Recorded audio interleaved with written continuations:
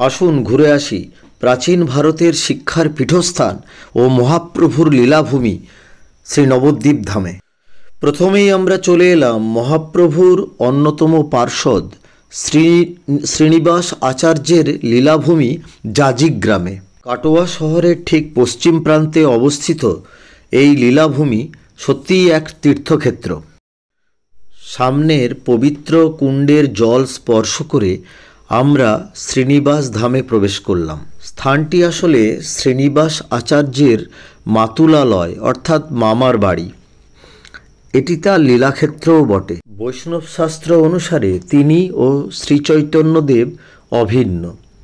শ্রীচৈতন্যদেব ষড় গোস্বামীকে পাঠিয়েছিলেন বৃন্দাবন ধামের লুপ্ত গৌরব উদ্ধারের জন্য, এবং ভারতবর্ষের বাকি অংশের বৈষ্ণব কৃষ্ণনাম প্রচারের দায়ভার যে কয়েকজন গুরুর প্রতি সমর্পিত হয়েছিল তাদের মধ্যে শ্রীনিবাস আচার্য অন্যতম।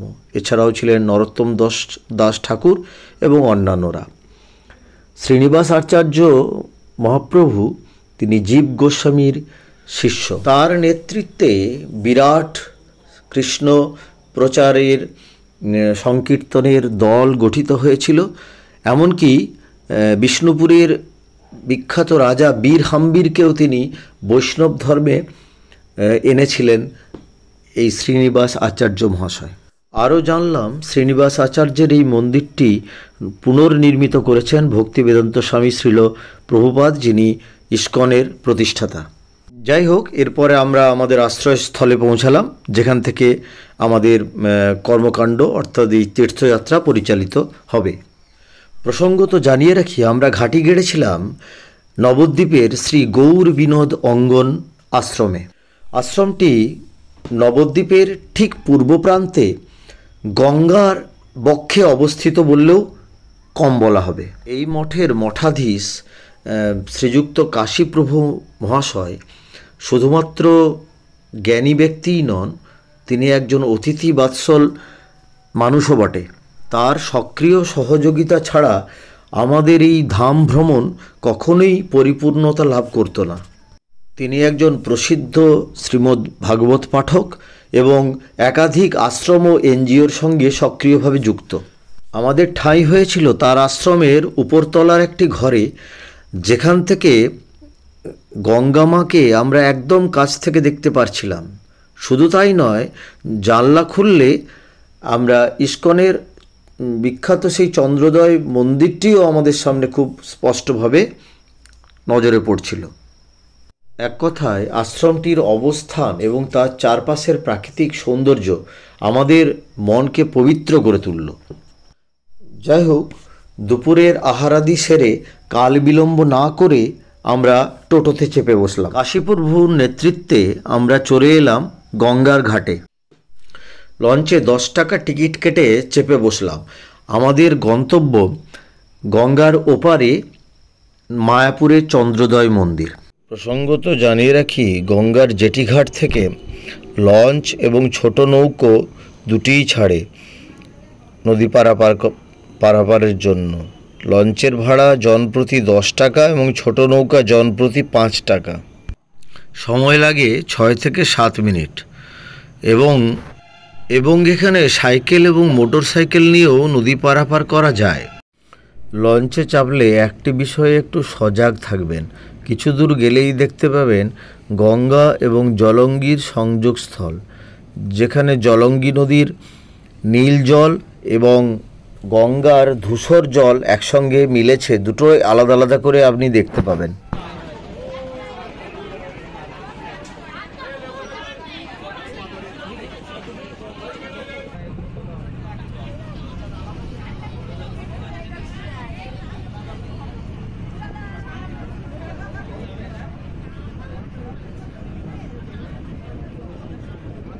গঙ্গাবক্ষে লঞ্চ বিহারের অভিজ্ঞতা দারুণ।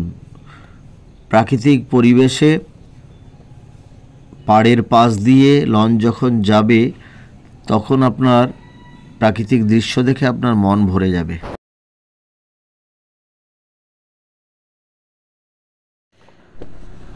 যেটি চলে এসেছে, নামতে হবে বাঁশের সিঁড়ি দিয়ে।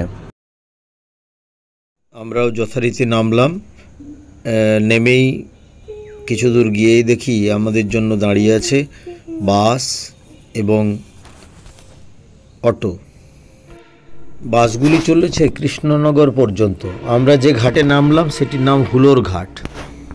এখান থেকে মায়াপুর পর্যন্ত আপনি বাসেই যান বা অটোতেই যান, ভাড়া নেবে 10 টাকা। আমরা কিন্তু পায়ে হেঁটে যাব বলেই স্থির করলাম, কারণ পায়ে হেঁটে গেলে রাস্তার দুপাশের মঠ এবং আশ্রমগুলিকে আমরা পুঙ্খানুপুঙ্খভাবে দেখতে পাবো এবং তাদের মধ্যে আমরা প্রবেশ করতে পারবো। প্রতিটি মঠই কোনো না কোনো বিখ্যাত বৈষ্ণব সাধক আশ্রম রূপে তৈরি করেছেন এবং সেখানে গৌরাঙ্গ এবং শ্যামসুন্দরের বিগ্রহ বর্তমান। কিছু কিছু মঠ তো অনেক পুরনো।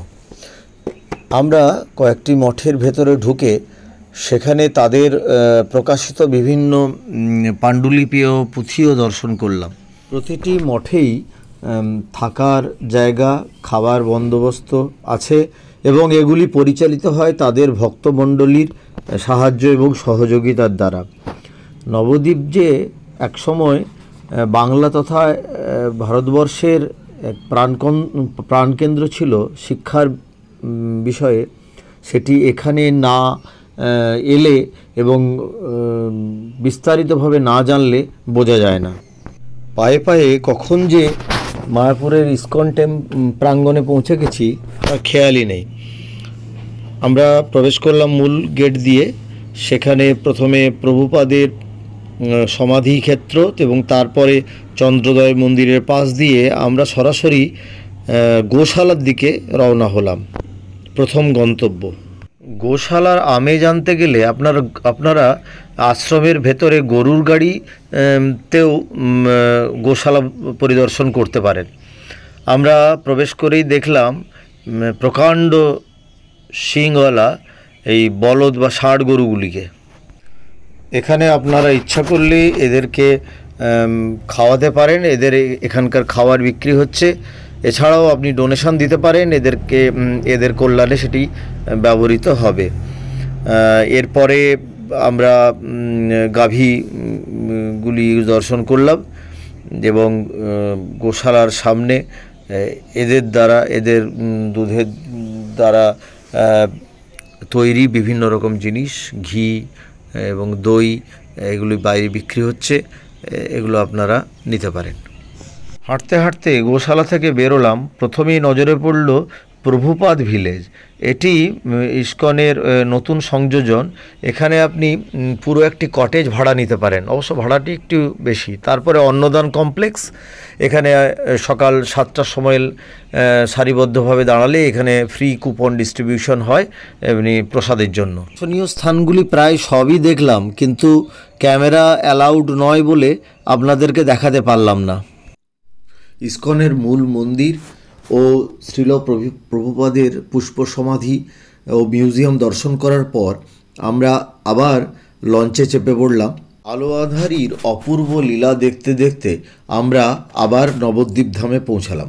ঝটপট পায়ে হেঁটে কিছু দর্শনীয় স্থান দেখে ফেললাম, যেমন শ্রীবাস অঙ্গন, সোনার গৌর ও সমাজবাড়ি। আমাদের মূল ভ্রমণ হবে আগামীকাল। শ্রীচৈতন্য মহাপ্রভু জীবনের সঙ্গে সংযুক্ত নবদ্বীপের 9টি দ্বীপে যে ছড়িয়ে ছড়িয়ে তার স্মৃতিগুলি আছে, সেগুলিকে আমরা পুঙ্খানুপুঙ্খভাবে উপলব্ধি করব আগামীকাল। তাই আমাদের এই ভ্রমণের সাক্ষী হতে চাইলে আপনারাও জুড়ে থাকুন আমার চ্যানেলে এক্সপ্লোর উইথ এনডি। ধন্যবাদ ভিডিওটি দেখার জন্য সবাইকে।